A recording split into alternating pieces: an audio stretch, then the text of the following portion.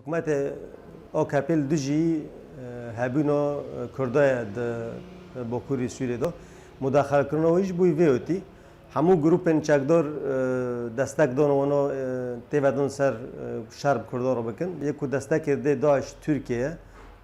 رجب طیب اردوغان وک فرماندار کی داعش تناس کردن. اف تدخل ترکیه در سوریه نج بو مصلحتی خواهی شخصی و نه سر حسبی طرف که دیجی طرف سوریه به تعاون تنسیق به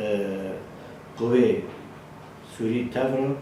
والتف المجتمع الدولي بهضرب نه حسبنا که مصلحتی خواهی شخصی بس دیجی کردم. فراستی افتشته چه به نفس نروی هر المیدان گشتک لیسک لسری کردا براستی رولا ترکیه دناس کرد جبری داد جاتیا وینا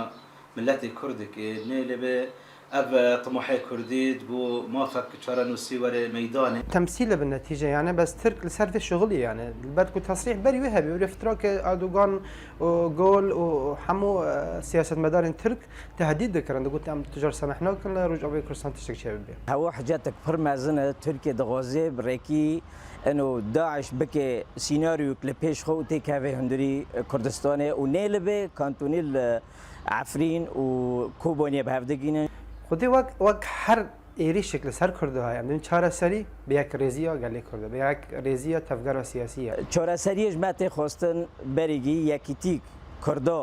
یعنی به چه کرن دواری سیاسی دا و دواری عسکری دا ای پر سیاسی حتی سیاسی نت چه کرن واری عسکری جناگره امدنت قوات تبع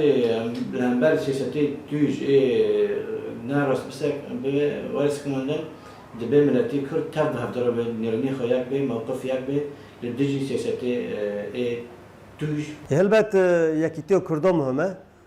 دیتنا کو اشته ترکیه وک دولتی که نیارج دوزا کردی رو دوی کو همه کرد وی ببینن دبل کردا کو یک رزیا خاپه دا بکن براستی خطرک مازن لسر پروژه نتوی کردی هيا لسر کردستان هيا دبا ام گشتک به هفرا بیک رزی بیک دنگ بیک الوست ام کارم الهمبر وی تشتی بسکنن